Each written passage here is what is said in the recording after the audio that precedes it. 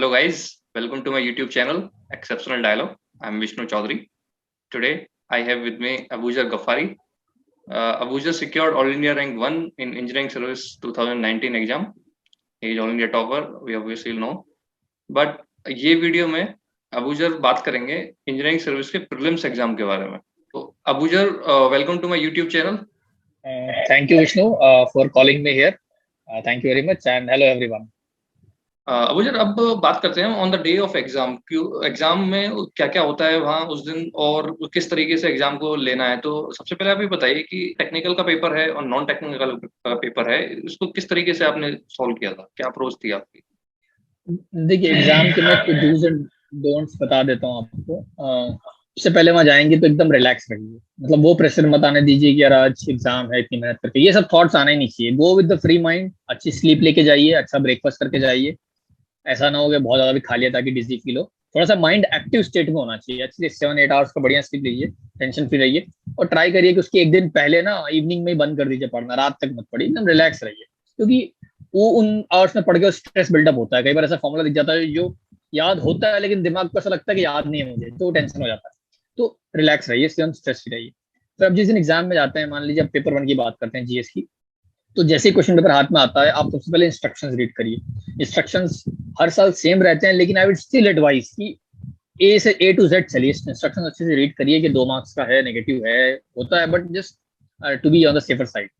फिर मैं क्या करता था कि जैसे जीएस की अगर मैं बात करूं तो मैं जीएस में स्टार्ट, क्योंकि अटेम्प्ट सारे के सारे जो क्वेश्चंस हैं 100 अटेम्प्ट करने का नहीं बोल रहा हूँ, लेकिन आपको एक बार रीड करा हुआ होना चाहिए. रीड मतलब कि ऐसा नहीं हो कि 2 आवर्स कंप्लीट होने वाले हैं और आपने 90 क्वेश्चंस ही पढ़े हैं. कई बार ऐसा होता है कि बचे हुए 10 क्वेश्चंस में सॉल्वेबल क्वेश्चन आपके छूट गए.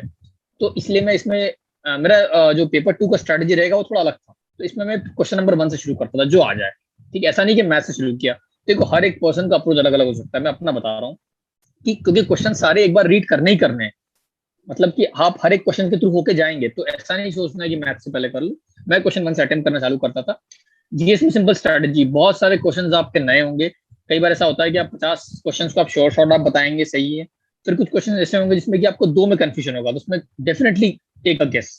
आप गेस मार दीजिए उसको, ठीक है, और फिर आगे बढ़ जाइए. और कई बार ऐसे क्वेश्चन ऐसे होंगे जिसमें आपको 3 में आपको डाउट, उसमें भी आप गेस मारिए. ऐसा क्वेश्चन अगर है जिसमें कि आपको चारों में डाउट, उसमें गेस मत मारिए. तो मैं क्या करता था कि फर्स्ट आवर में 1 to 50 में थॉरली ट्राई करता था कि मेरे रीड भी हो जाए, मैं सॉल्व कर लूं. और फिर 50 मिनट्स में सॉल्व कर लिए. फिर एंड के जो 10 मिनट से फर्स्ट आवर, तो उसमें मैं 1 to 50 क्वेश्चन भर देता था अपने ओमार में. ऐसा नहीं करना है कि ओमार में एकदम एंड में भरना. ये मेरा टेक्निक था. लोग 25-25 करके भी भरते हैं, बट मैं 2 पार्ट में रखता था ताकि ज्यादा टाइम भी वेस्ट ना हो. तो नेक्स्ट आवर उसमें वही 51 से 100 तक मैंने किया.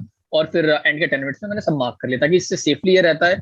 आप ऐसा भी कर सकते हो उसको, मतलब जो सेकंड आवर है उसमें कि आधा घंटे शुरू में 25 कर लिए, उसको भर लिए, ताकि आप सेफ रहे कि यार कम से कम मेरे भरे. वैसे ऐसा होता नहीं है कि आपको कुछ छूट जाए, to be on the safer side.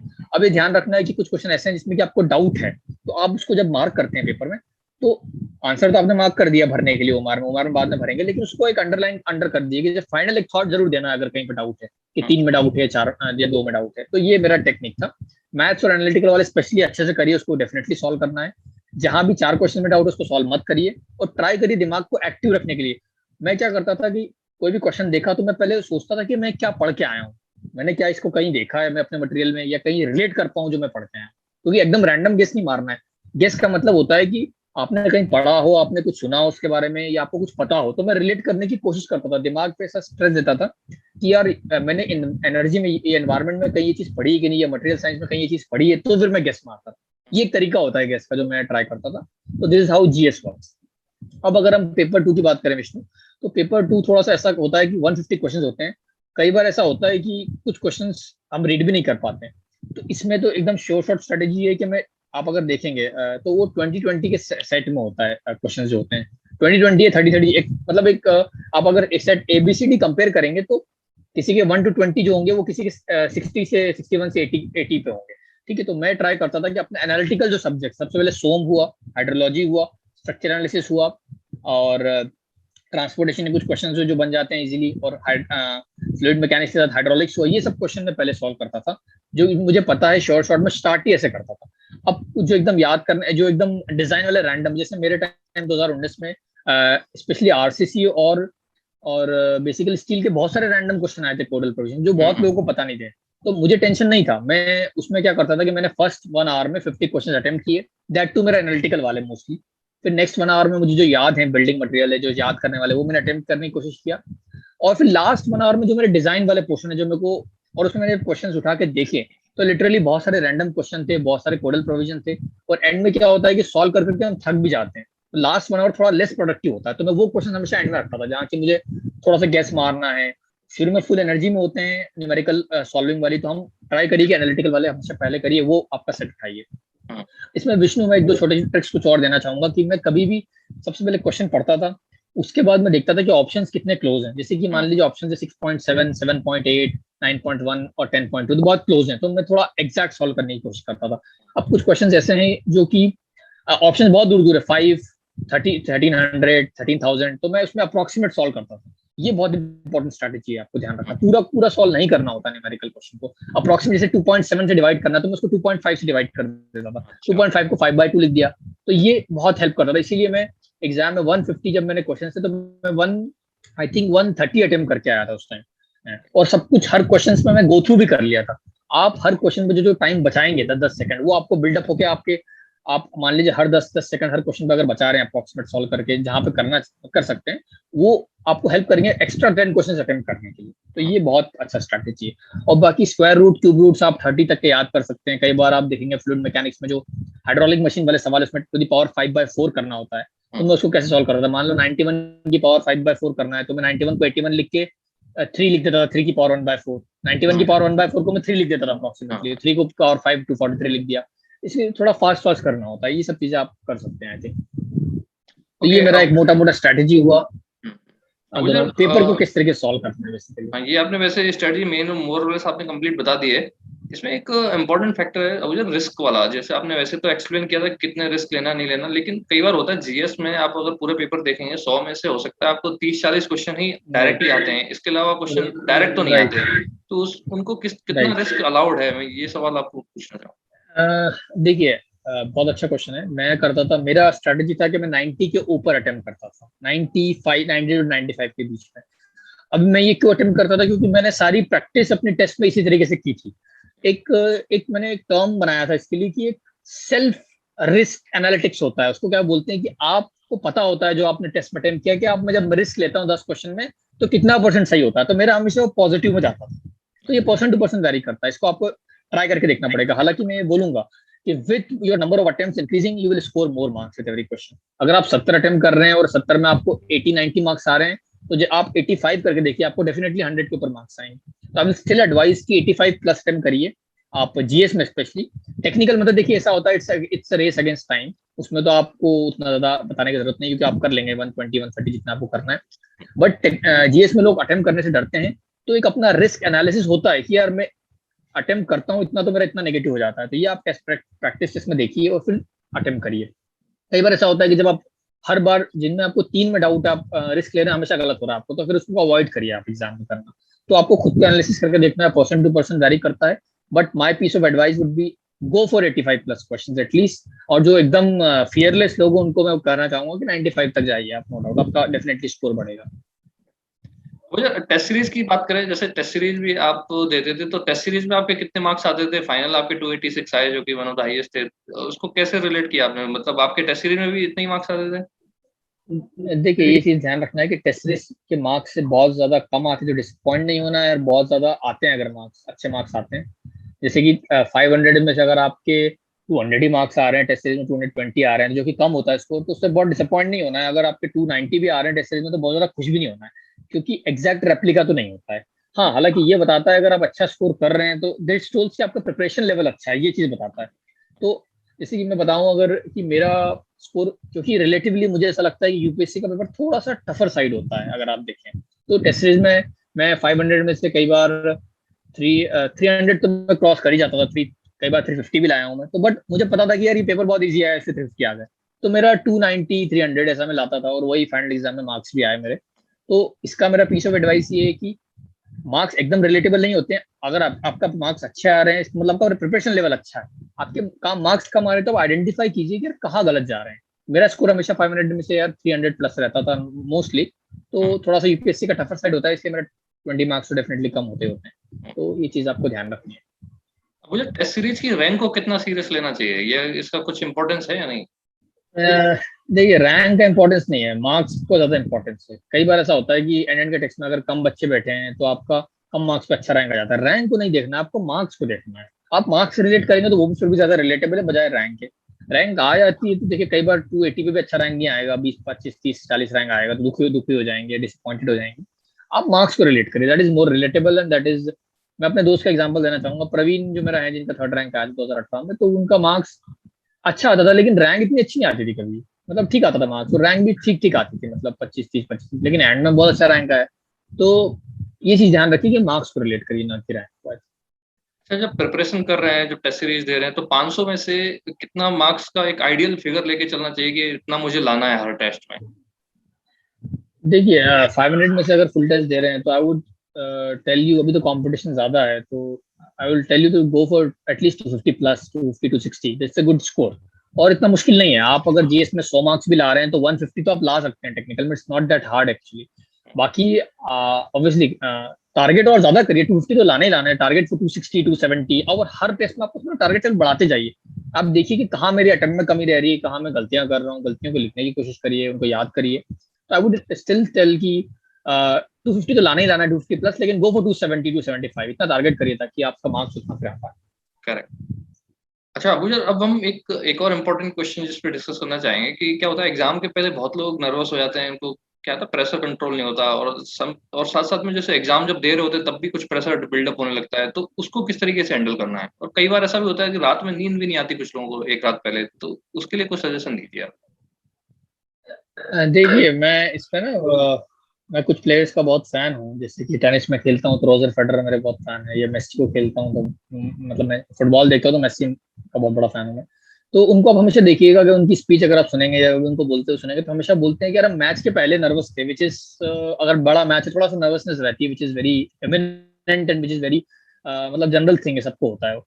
लेकिन जैसे ही वो खेलना शुरू करते हैं then all nervousness goes away, because मतलब यही तो इसी का तो इंतजार कर रहे थे, जब पेपर देने एक्चुअली में बैठेंगे ना, तो जब नर्वसनेस तो खत्म हो जानी चाहिए, बिकॉज उसमें आप इतना मतलब इतना इन्वॉल्व हो चुके होंगे पेपर देने के टाइम कि आपको कुछ ध्यान नहीं रहेगा। आप क्वेश्चन बाय क्वेश्चन आप देख रहे हैं, उसको सॉल्व करते जा रहे हैं, तो ड्यूरिंग द पेपर तो उतना बड़ा हेडेक नहीं होता है आई थिंक। ठीक है, अगर आपको प्रिपरेशन अच्छा है तो क्वेश्चन बनेंगे आपके, सॉल्व होते जाएंगे, इतने बड़ा इशू नहीं है। अब बात करते हैं नाइट बिफोर द एग्जाम। तो दो तीन चीजें हैं, जैसा कि मैंने पहले भी कहा कि प्रेफरेबली उस दिन एक दिन पहले एग्जाम में आफ्टरनून में बंद कर दीजिए पढ़ाई।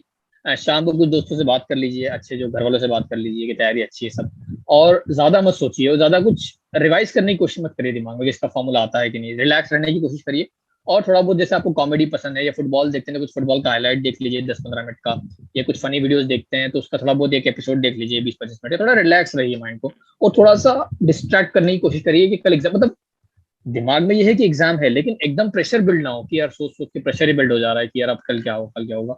इसलिए वो जो टाइम है 5 6 घंटे का, शाम को 5 से लेकर रात में 10 बजे 11 बजे तक, उसको काटने की कोशिश करिए। मतलब उसको ट्राई करिए कि ज्यादा उसमें एग्जाम का ना सोचे, बस ये सोचिए कि हाँ मेरा तैयारी अच्छा है, कल एक एग्जाम है इंपॉर्टेंट, उसको मैं अच्छे से देके आऊंगा जिस तरीके मैं टेस्ट को देता हूँ। बाकी ऐसा कोई रामबाण नहीं है नर्वसनेस को दूर करने का। अच्छी नहीं अच्छी स्लीप लीजिए, 7 आवर्स 8 आवर्स की स्लीप लीजिए and that is sufficient I think. Yes अभी सर, कुछ लोगों को मैं सजेस्ट करना चाहूंगा जो बिल्कुल ही प्रेशर हैंडल नहीं कर पाते एक रात पहले, तो आई वुड सजेस्ट कि वो अपना टेस्ट का सेंटर है वो अपने घर के आसपास कहीं भरें, सो दैट वो घर पे रह के अपना एग्जाम देने जा पाए, अदर रादर देन हाँ, जैसे दिल्ली में ये अच्छा है आई थिंक। जैसे कि दिल्ली में अगर आप तैयारी किए हैं तो ट्राई करिए कि आप इलाहाबाद में रहते हैं तो इलाहाबाद भर दीजिए, घर का एनवायरनमेंट रहता है, घर पे पेरेंट्स आसपास रहते हैं, थोड़ा सा एनर्जी रहता है। ये एक अच्छा अच्छा हेडेक है। बट आई थिंक आप इतने बड़े एग्जाम में बैठ रहे हैं तो नर्वसनेस तो इमिनेंट है, बट उसको एक वॉरियर की तरह करिए। मतलब आप क्लियर होने के बाद एक ऑफिसर बनेंगे तो इतना से नहीं बोलूंगा, बट लेकिन हाँ इंपॉर्टेंट प्रेशर है, हैंडल करने में कई बार दिक्कत होती है, लेकिन थोड़ा सा ब्रेव बनिए कि आप अभी एग्जाम भी क्लियर करेंगे, उसके बाद आपको आगे लाइफ में और भी challenges, it's a part of life. Yes. तो आई थिंक इसको थोड़ा सा हैंडल करना सीखना चाहिए हर किसी को। अच्छा मुझे दिस इज बात ऑल करते हैं फ्रॉम अभी। My side. ओके, मुझे बात करते हैं जैसे मानो किसी का प्रीलिम्स जो वो एक्सपेक्ट कर रहा था उस हिसाब से नहीं हुआ, और जितने जितने मार्क्स वो एक्सपेक्ट कर रहा था नहीं आए, ऑल्दो प्री क्वालिफाई हो गया है, तो मेंस पे होता है कई बार कि भाई वो उसकी वजह से प्रिपरेशन नहीं कर पा रहा उतना अच्छा, तो क्या करना चाहिए उसको?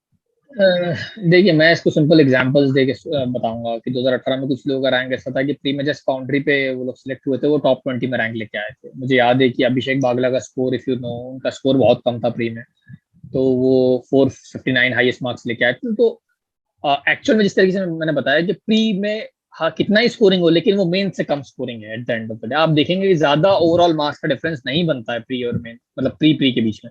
मेंस एक्चुअल गेम चेंजर है, 100 मार्क्स का डिफरेंस बनता है। और जो स्टेप गुजर चुका है, जिसको आप कंट्रोल नहीं कर सकते, जो एक्चुअल में हो चुकी है उस चीज को, उसके बारे में सोचने से बेटर है कि जो नेक्स्ट स्टेप उसको प्रिपेयर करिए। लॉजिकल स्टेप यही है। तो ट्राई करिए कि, और भी कुछ लोग ऐसे थे जिनका 2022 रैंक था, मतलब 230 मार्क्स बाउंड्री में सिलेक्ट हुए थे 220 ला के, और वो मेंस में 400 प्लस ला के उनका 2025 रैंक था। तो ट्राई करिए कि जो हो चुका है उसको आप कंट्रोल नहीं कर सकते, लेकिन जो होने वाला है उसको आप डेफिनेटली चेंज कर सकते हो। तो बहुत बड़ा गेम चेंजर आपका मेंस होता है। Having said that, pre equally important है, बट स्कोरिंग की वाइज बात करूं तो definitely mains is more scoring than pre, that is without a doubt. अच्छा मुझे एक एग्जाम और होता है गेट का एग्जाम, जो कि प्रीलिम्स के एक महीने बाद होता है ऑलमोस्ट। तो कई बार होता है लोग गेट के चक्कर में अपने प्रीलिम्स की प्रिपरेशन खराब कर लेते हैं। तो गेट को किस तरीके से लेना है? क्या उनके साथ साथ तैयारी करनी है या प्रीलिम्स होने के बाद तैयारी चालू करनी चाहिए? देखिए, गेट तो सबसेट मानता हूँ। दो चीज अलग है गेट में, तो एग्जाम का पैटर्न अलग है और टाइप ऑफ क्वेश्चंस का डिटेलिंग अलग। तो मेरा जो अप्रोच था, मैं जो स्पेशली गेट प्लस ईएसी की तैयारी कर रहे हैं, आप ये समझ लीजिए, जो बंदा ईएसी में अच्छा परफॉर्म करता है जनरली वो गेट पे भी अच्छा ही परफॉर्म करता है। मतलब अच्छा का मतलब ये नहीं कि अगर आप इसी में सेलेक्ट करो तो डेफिनेटली आप टॉप 10 में गेट में भी ले आओगे। अच्छा मतलब एक अच्छा रैंक लेके आता है, 100 विद इन 100 विद इन 200, ठीक है। तो गेट का मेरा स्ट्रेटेजी ये था कि मैं प्री जैसे जनवरी में होता था, तो जनवरी में हुआ, उसके बाद मैं थोड़ा रिलैक्स किया 10 5 10 दिन। उसके बाद गेट जैसे कि 5 दिन मान लो मैं रिलैक्स किया हूँ, उसके बाद एक महीना बचा था गेट पे। तो गेट में मैंने कुछ नहीं किया, मेरा जो प्री के शॉर्ट नोट्स थे उसको मैं टॉपिक वाइज रिवाइज किया, और टॉपिक वाइज जो क्वेश्चन गेट का फुल 25 ईयर्स का सॉल्व मेरे पास मटेरियल था, उनके बस प्रीवियस ईयर क्वेश्चन आप लगा लीजिए। और एंड में कम से कम मतलब 10 डेज बिफोर गेट के आप हर दिन 2 2 टेस्ट दीजिए, 9 से 12 और 2 से 5। कुछ नहीं करना है क्योंकि प्रीवियस ईयर जल्दी खत्म हो जाते हैं उसमें। और आप बस ट्राई ये करिए कि 3 आवर्स में टेस्ट देने की कोशिश करिए। गेट के क्वेश्चन का डिटेलिंग थोड़ा अलग होता है, थोड़ा 3 आवर्स में 65 क्वेश्चन करने होते हैं, वो थोड़ा अलग होता है पैटर्न। तो आपको प्रैक्टिस टेस्ट कम से कम 10 से 12 देने हैं 3 आवर्स के। और ट्राई करिए कि आपका जो टाइमिंग शेड्यूल्ड है 9 से 12 है या 9:30 से 12:30, जो भी टाइमिंग शेड्यूल है उसमें आप एग्जाम या प्रैक्टिस टेस्ट देने की कोशिश करिए। यही डिफरेंस है गेट में। आप दोनों साथ टारगेट कर रहे हैं, तो स्पेशली गेट के लिए कुछ अलग से पढ़ने की जरूरत नहीं है, आप प्री पे पढ़े होंगे। इवन प्री का सबसेट ही रहेगा आपका गेट का एग्जामिनेशन। थोड़ा बहुत जो एक दो टॉपिक ऑफशूट हैं मैथ्स वगैरह में, उसको आप अलग से कंप्लीट कर सकते हैं। बिल्कुल सही सजेशन है अबूजर। गेट की प्रिपरेशन के लिए आप इंजीनियरिंग सर्विस की प्रिपरेशन को नहीं बिगाड़ सकते। इंजीनियरिंग सर्विस की प्रिपरेशन आप अच्छे से करते हैं तो गेट की ऑटोमेटिकली हो जाती है मोर और लेस। Right right right. अच्छा अबूजर, लास्ट सवाल इस सीरीज में आपसे, जो कि बहुत इंपॉर्टेंट क्वेश्चन है। आप ये बताइए कि जैसे रेलवे का एग्जिट हुआ है तब से इंजीनियरिंग सर्विसेज में वैकेंसी काफी कम हो गई है। आईआरएमएस का क्या होगा? क्या है ये? कब से आने वाली है वैकेंसियां? देखिए, आईआरएमएस का मिनिस्ट्री ने अभी तक डिसीजन नहीं लिया है डेफिनेटली। देखिए, एक चीज ये है कि मान लो 2 साल से रिक्रूटमेंट नहीं हुआ है, तो ये एक्सपेक्ट कर सकते हैं कि हम जब भी रेलवेज की वैकेंसी निकलेगी, काम तो होना ही है रेलवेज का, ऐसा तो नहीं है कि काम रुक जाएगा। तो जो भी वैकेंसीज निकलनी है वो बल्क में तो नहीं निकलेगी, लेकिन जो जो बीच में 2 साल की वैकेंसी नहीं निकली, इसको कवर अप करने की डेफिनेटली कहीं ना कहीं कोशिश होगी। तो अपॉर्चुनिटीज आपके पास ओपन रहेंगी हमेशा। कुछ वैकेंसीज विड्रॉ हुई है, कुछ डिसीजन चेंजेस हुए हैं, तो अभी क्लियर नहीं है। लेकिन एग्जाम जब भी शुरू होगा, वो यूपीएससी कंडक्ट कराए या जो भी कंडक्ट कराए, वैकेंसीज डेफिनेटली आएंगी। आपका फोकस ये रखिए, जब तक डेफिनेटली ईएससी होता रहेगा, ईएससी होता रहेगा, तो उसमें अब ये मान के चलिए कि ठीक है, मान लीजिए रेलवे की 60 70 वैकेंसी अगर हट गई है सिविल की, तो आज भी रैंक 20 में लाना उतना ही चैलेंजिंग है जितना पहले था, आई थिंक। ठीक है। तो उसको उस तरीके से आप नेगेटिव सोचने के लिए आप ये भी हाथ हाथ धर के बैठ सकते हैं कि यार अब कुछ नहीं बचा है, रेलवे हट गया है। या फिर आप एक पॉजिटिव माइंडसेट के साथ ये सोच सकते हैं कि ठीक है यार, यहाँ वैकेंसी कम हुई है, कभी ना कभी तो आएगी, अगर रेलवे में ही जाना है। या फिर स्टेट के जो इंजीनियरिंग सर्विसेज हैं, यूपीपीएससी है, राजस्थान पब्लिक सर्विस कमीशन है, एमपीपीएससी है, उनमें भी अटेम्प्ट कर सकते हैं। उसमें भी जो एडब्ल्यू का जॉब है वो बहुत अच्छा होता है, रिस्पेक्टेबल होता है, ऑफिसर पोस्ट होता है। तो आप अपने अपॉर्चुनिटीज देखिए, कहाँ कहाँ आपके लिए सिमिलर अपॉर्चुनिटीज है, वहां पॉजिटिव माइंडसेट के साथ आप आगे बढ़िए।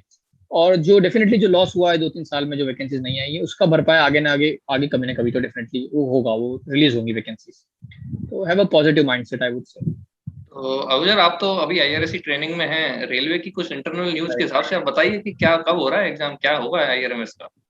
आई थिंक ये डिसीजंस तो अभी टॉप लेवल पे लिया जाता है, अपेक्स लेवल पे रेलवे बोर्ड द्वारा, और minister, honourable minister of railways वो लेते हैं। तो वो थोड़ा सा सीक्रेट डिसीजन होता है, जब तक वो क्लियर नहीं होगा, वो लोग आपस में डिसाइड नहीं करेंगे। तो आई थिंक स्टिल प्रोसेस है कि उसमें और भी चीजें, आईआरएमएस एग्जाम करा देना सिर्फ एक प्रोसेस नहीं है, उनका पूरा कैडर का जो रिस्ट्रक्चरिंग होनी है वो उनका लिए ज्यादा इंपॉर्टेंट चैलेंज है। तो आई थिंक वो सॉल्व करेंगे, फिर वो that is a secondary thing. IRMS वो ले तो लेंगे, लेकिन जब तक उनका कैडर वाला जो प्रॉब्लम सॉल्व नहीं हुआ कि कैडर को मर्ज कैसे करेंगे, तो वो एक बड़ा क्वेश्चन है, और वो अभी आंसर कर पाना मुश्किल है। वो अपेक्स एपेक्स लेवल पर आंसर होगा। तो आपको भी समझना पड़ेगा कि सिर्फ एग्जाम कंडक्ट कराना, वैकेंसी निकालना इज नॉट अ मतलब वो तो एक सिंपल थिंग है, चलो, लेकिन पूरा कैडर को मर्ज करना that is a different thing. तो वो सब तक सॉल्व नहीं होगा जब तक आई थिंक रिलीज हो पाना मुश्किल है vacancy. Okay, thank you Abuzar, आपने टाइम दिया। हमने मोर और लेस सारे क्वेश्चंस कवर करने की कोशिश की है, बट फिर भी अगर कुछ चीजें अगर रह गई हैं, और मैंने देखा है आपके कई सारे वीडियोस यूट्यूब पे अवेलेबल हैं, आप उसके बारे में कुछ बताना चाहेंगे अपने एस्पिरेंट्स को? राइट, तो मेरा अप्रोच यही रहता है कि मैं जितना नॉलेज मैंने गेन किया है वो मैं एस्पिरेंट्स के साथ शेयर कर सकूं। तो मैंने कई सारे प्लेटफॉर्म्स पे अपने इंटरव्यूज दिए हैं, स्पेशली अल्फा लर्निंग से मैं कुछ टाइम तक जुड़ा रहा, बिकॉज उनका मुझे काफी अच्छा लगा था जो वो लोग ट्राई करना चाह रहे थे ऑनलाइन मीडियम के थ्रू। तो अल्फा लर्निंग पे मेरे बहुत सारे वीडियोज हैं जहाँ पर मैंने बताया है, मतलब कि एक एक एस्पेक्ट के बारे में, फ्रॉम एक्चुअल एस्पेक्ट्स एग्जाम कैसे लिखना है टू जनरल एस्पेक्ट की मोटिवेशन कैसे बनाए रखें हैं। और उसके अलावा और दूसरे प्लेटफॉर्म्स पे जहाँ हमारे वीडियोस हैं, अकेडमी हुआ है जहाँ पर, वो भी आप देख सकते हैं। तो आई थिंक आप देखिए, जो भी कुछ डाउट है तो आप विष्णु का जो यूट्यूब चैनल है उस पर आप क्वेश्चन रेज कर सकते हैं कि कुछ आपको स्पेशल वीडियो अगर किसी चीज पे चाहिए तो we can also make those videos. Definitely, अगर आप किसी और स्पेसिफिक चीज के बारे में बनाना चाह रहे हैं, कुछ जानना चाह रहे हैं, तो आप कमेंट सेक्शन में कमेंट डालिए, हम अबूजर से पूछ के वो जरूर उस पर कुछ वीडियो बनाएंगे। And Abuzar, thank you so much for giving me time. Thank you. Thank you, Vishnu, for calling me on your platform. I wish every aspirant all the best for the preparation and also for the next month prelim examination. All the best. All the best.